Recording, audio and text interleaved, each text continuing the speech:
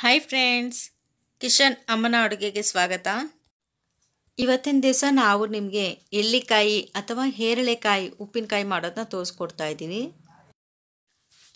ಈ ಎಳ್ಳಿಕಾಯಿ ಬಂದು ಪಿತ್ತಕ್ಕೆ ತುಂಬಾ ಒಳ್ಳೆಯದು. ಪಿತ್ತ ಇರೋವಂಥವ್ರಿಗೆ ತುಂಬಾ ಯೂಸ್ ಆಗುತ್ತೆ. ಮತ್ತು ಶುಗರ್ ಪೇಷಂಟ್ಗಳಿಗೂ ಕೂಡ ತುಂಬಾ ಒಳ್ಳೆಯದು ಈ ರೀತಿಯಲ್ಲಿ ಮಾಡೋದ್ರಿಂದ. ನೋಡಿ ಫ್ರೆಂಡ್ಸ್, ಈ ರೀತಿಯಲ್ಲಿ ಈಳ್ಗೆ ಮಣೆ ಅಂತೀವಲ್ವ, ಅದರಲ್ಲಿ ಈ ರೀತಿಯಲ್ಲಿ ಕಟ್ ಮಾಡ್ಕೊಳ್ಬೇಕಾಗತ್ತೆ, ಅಥವಾ ಸ್ಟೀಲ್ ಚಾಕುನಲ್ಲಿ ಮಾಡಿಕೊಂಡ್ರೆ ಒಳ್ಳೆಯದು. ಈಗ ಇದನ್ನು ಈ ರೀತಿಯಲ್ಲಿ ಎರಡು ಭಾಗಗಳನ್ನಾಗಿ ಮಾಡಿ ಅದರಲ್ಲಿ ಈ ರೀತಿಯಲ್ಲಿ ದಪ್ಪ ದಪ್ಪ ಪೀಸ್ಗಳನ್ನಾಗಿ ಕಟ್ ಮಾಡ್ಕೊಳ್ತಾ ಹೋಗಬೇಕಾಗತ್ತೆ. ಕಟ್ ಮಾಡಿಬಿಟ್ಟು ಬೀಜವನ್ನು ತೆಗೆದಿಟ್ಕೊಳ್ಬೇಕಾಗತ್ತೆ. ಈ ರೀತಿಯಲ್ಲಿ ಒಂದು ಸ್ಪೂನ್ನ ಹಿಂಭಾಗದಲ್ಲಿ ತಗೊಳ್ಬೇಕಾಗತ್ತೆ, ಅಥವಾ ಫೋಕ್ ಸ್ಪೂನಲ್ಲಿನೂ ಕೂಡ ಬೀಜವನ್ನು ತಗೊಳ್ಬೋದು. ಈ ಹೆರಳಿಕಾಯಿ ಸಾಮಾನ್ಯವಾಗಿ ಕಸರೆ ಬರೋದ್ರಿಂದ ಈ ರೀತಿಯಲ್ಲೇ ಮಾಡ್ಕೊಳ್ಬೇಕಾಗತ್ತೆ. ಬೀಜ ತುಂಬಾ ಕಸರೆ ಇರುತ್ತೆ ಅನ್ನೋ ಇದಕ್ಕೋಸ್ಕರ ಈ ರೀತಿಯಲ್ಲಿ ಬೀಜವನ್ನು ಸಪ್ರೇಟ್ ಮಾಡ್ಕೊಳ್ಬೇಕಾಗತ್ತೆ. ಈಗ ಇದು ನಾವು ಸುಮಾರು ಒಂದು 5 ಹೆರಳೆಕಾಯಿ ಉಪ್ಪಿನಕಾಯಿ ಮಾಡೋದನ್ನ ತೋರಿಸ್ಕೊಡ್ತಾ ಇದ್ದೀವಿ ರೀತಿಯಲ್ಲಿ. ಈಗ ಇದೆಲ್ಲ ಫುಲ್ಲು ಕಟ್ ಮಾಡಿ ಒಂದು ಪ್ಲಾಸ್ಟಿಕ್ ಬೌಲ್ನಲ್ಲಿ ಅಥವಾ ಒಂದು ಮಣ್ಣಿನ ಜಾಡಿ ಅಥವಾ ಒಂದು ಗ್ಲಾಸಿಂದ್ರಲ್ಲಿ ಹಾಕ್ಕೊಳ್ಬೇಕಾಗತ್ತೆ. ಈಗ ಇನ್ನೊಂದು ಕಡೆ ಈ ಬೀಜವನ್ನೆಲ್ಲ ತೆಗೆದಿಟ್ಕೊಂಡಿರೋದನ್ನ ಬೀಜ ಸಪ್ರೇಟ್ ಮಾಡಿಕೊಂಡು ಈ ರೀತಿಯಲ್ಲಿ ರಸ ಬಂದಿರುತ್ತಲ್ವ, ಕಟ್ ಮಾಡ್ಕೊಂಡ್ಮೇಲೆ ಈಗ ಆ ರಸವನ್ನು ಮಾತ್ರ ಹಾಕ್ಕೊಳ್ಬೇಕಾಗತ್ತೆ. ಬೀಜವನ್ನೆಲ್ಲ ತೆಗೆದುಬಿಟ್ಟು ಈ ರಸ ಎಲ್ಲ ಹಾಕ್ಕೊಂಡಾದ್ಮೇಲೆ ಮೀಡಿಯಮ್ ಸೈಜ್ ಎಳ್ಳಿಕಾಯಿ ತೊಗೊಂಡಿರೋದ್ರಿಂದ ನಾವು ಇದಕ್ಕೆ 3 ಹಿಡಿಯಷ್ಟು ಉಪ್ಪನ್ನು ಹಾಕ್ಕೊಳ್ತಾ ಇದ್ವಿ. ಎಳ್ಳಿಕಾಯಿ ಏನಾದರೂ ದಪ್ಪಾಯಿತು ಅಂತಂದರೆ ಒಂದು ಎಳ್ಳಿಕಾಯಿಗೆ 1 ಹಿಡಿಯಷ್ಟು ಪುಡಿ ಉಪ್ಪನ್ನು ಹಾಕ್ಕೊಳ್ಬೇಕಾಗತ್ತೆ. ನೋಡಿ ಫ್ರೆಂಡ್ಸ್, ಈಗ ಇದೆಲ್ಲ ಚೆನ್ನಾಗಿ ಮಿಕ್ಸ್ ಮಾಡಿ 2 ದಿನ ಚೆನ್ನಾಗಿ ನೆನೆದಕ್ಕೆ ಬಿಡಬೇಕಾಗತ್ತೆ. ಬರೀ ಉಪ್ಪಲ್ಲಿ ನೆನೆ ಹಾಕ್ಕೊಳ್ಬೇಕಾಗತ್ತೆ ಅಥವಾ ಮಾಗೋದಕ್ಕೆ ಬಿಡಬೇಕಾಗತ್ತೆ. ಈಗ ಇದೆಲ್ಲ ಮಾರನೇ ದಿವಸಕ್ಕೆ ಬ್ಯಾಡಗಿ ಮೆಣಸಿನ್ಕಾಯಿ ತೊಗೊಳ್ಳೋಣ. ಪೌಡರ್ ಮಾಡ್ಕೊಳ್ಳಿಕ್ಕೋಸ್ಕರ 50 ಗ್ರಾಮ್ನಷ್ಟು, 1 ಸ್ಪೂನಷ್ಟು ಮೆಂತ್ಯಕಾಳು, 2 ಸ್ಪೂನಷ್ಟು ಸಾಸಿವೆ. ಈಗ ಇದಿಷ್ಟು ಉಪ್ಪಿನಕಾಯಿಗೆ ಬೇಕಾಗಿರುವಂಥ ಸಾಮಗ್ರಿಗಳು, ಅಂದರೆ ಪೇಸ್ಟ್ ಮಾಡ್ಕೊಳ್ಳಿಕ್ಕೆ ಬೇಕಾಗಿರುವಂಥ ಸಾಮಗ್ರಿಗಳು. ಮೊದಲಿಗೆ ಒಲೆ ಮೇಲೆ ಒಂದು ಪಾತ್ರೆನ ಇಟ್ಕೊಂಡು ಮೆಂತ್ಯಕಾಳನ್ನು ಬಿಸಿ ಮಾಡ್ಕೊಳ್ಬೇಕಾಗತ್ತೆ. ಮುಖ್ಯವಾಗಿ ಈಗ ಇದಕ್ಕೆ 2 ಸ್ಪೂನಷ್ಟು ಸಾಸಿವೆ ತೊಗೊಂಡ್ರೆ 1 ಸ್ಪೂನಷ್ಟು ಮೆಂತ್ಯಕಾಳನ್ನು ಹಾಕ್ಕೊಳ್ಬೇಕಾಗತ್ತೆ.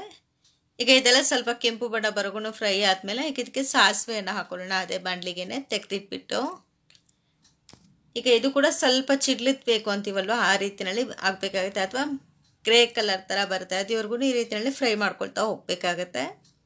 ಇದೆಲ್ಲ ಬೇಗ ಆಗೋಗುತ್ತೆ, ತುಂಬ ಟೈಮ್ ಏನು ತೊಗೊಳ್ಳೋದಿಲ್ಲ.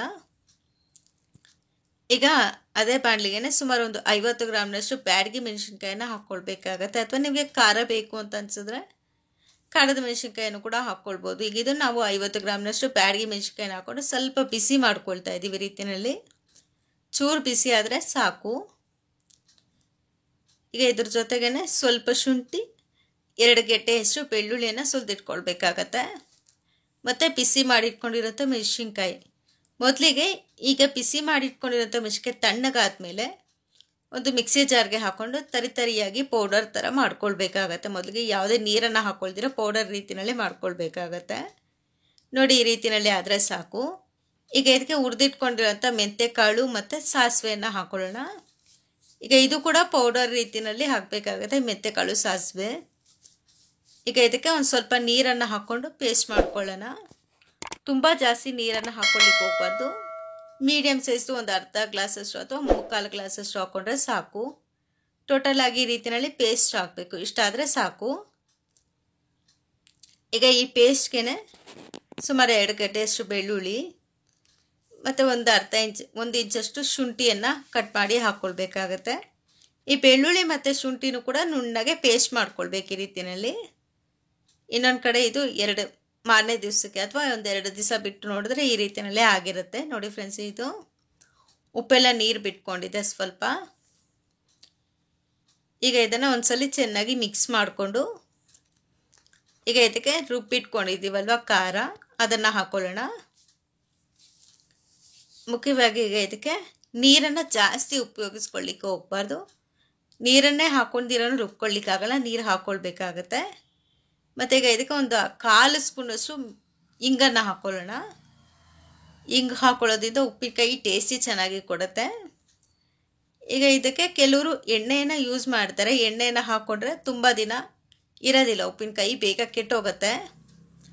ಎಣ್ಣೆ ಹಾಕ್ಕೊಳ್ದಿರ ಇಟ್ಟರೆ ಸುಮಾರು 1 ವರ್ಷ ಅಥವಾ 2 ವರ್ಷ ಬೇಕಾದ್ರೂ ಕೂಡ ಸ್ಟೋರ್ ಮಾಡಿ ಇಟ್ಕೊಳ್ಬೋದು. ಏರ್ ಟೈಟ್ ಬಾಕ್ಸಲ್ಲಿ ಹಾಕಿಟ್ಬಿಟ್ಟು, ಅಥವಾ ಗಾಜಿನ ಬೌಲ್ ಇದ್ದರೆ ಗಾಜಿನ ಬೌಲ್ನಲ್ಲಿನೂ ಕೂಡ ಹಾಕ್ಕೊಳ್ಬೋದು. ನೋಡಿ ಫ್ರೆಂಡ್ಸ್, ಈಗ ಇದೆಲ್ಲ ಚೆನ್ನಾಗಿ ಈ ರೀತಿಯಲ್ಲಿ ಮಿಕ್ಸ್ ಮಾಡಿ ಇಟ್ಕೊಳ್ಬೇಕಾಗತ್ತೆ. ನೀವು ಇದನ್ನು ಮುಖ್ಯವಾಗಿ ಸ್ಟೋರ್ ಮಾಡಿ ಇಡಬೇಕು ಅಂತಂದರೆ ಆದಷ್ಟು ಟೈಟಾಗಿ ಮುಚ್ಚಳ ಇರೋವಂಥ ಬಾಕ್ಸಲ್ಲಿ ಹಾಕಿಟ್ರೆ ಒಳ್ಳೆಯದು. ಯಾವುದೇ ಗಾಳಿ ಆಡಬಾರ್ದು ಇದಕ್ಕೆ, ಆದಷ್ಟು ಟೈಟಾಗಿರಬೇಕು. ಮತ್ತು ನೀರನ್ನು ಹಾಕ್ಕೊಳ್ಳಿಕ್ಕೆ ಹೋಗ್ಬಾರ್ದು ಉಪ್ಪಿನಕಾಯಿ ಎಲ್ಲ ರೆಡಿ ಆದಮೇಲೆ. ನೋಡಿದ್ರಲ್ವ ಫ್ರೆಂಡ್ಸ್, ಎಷ್ಟು ಸಿಂಪಲ್ಲಾಗಿ ಈಸಿಯಾಗಿ ರುಚಿಕರವಾದ ಎಳ್ಳಿಕಾಯಿ ಉಪ್ಪಿನಕಾಯಿ ಅಥವಾ ಹೆರಳೆಕಾಯಿ ಉಪ್ಪಿನಕಾಯಿ ರೆಡಿಯಾಗಿದೆ. ನೀವು ಕೂಡ ಮನೆಯಲ್ಲಿ ಈ ರೀತಿ ಈಸಿಯಾಗಿ ಟ್ರೈ ಮಾಡಿ ನೋಡಿ, ಮತ್ತು ಯಾವ ರೀತಿ ಬಂತು ಅಂತ ಕಮೆಂಟ್ಸ್ ಮೂಲಕ ನಮಗೆ ತಿಳಿಸಿ. ಲೈಕ್ ಮಾಡಿ, ನಮ್ಮ ಚಾನಲ್ಗೆ ಸಬ್ಸ್ಕ್ರೈಬ್ ಮಾಡಿ. Thank you friends.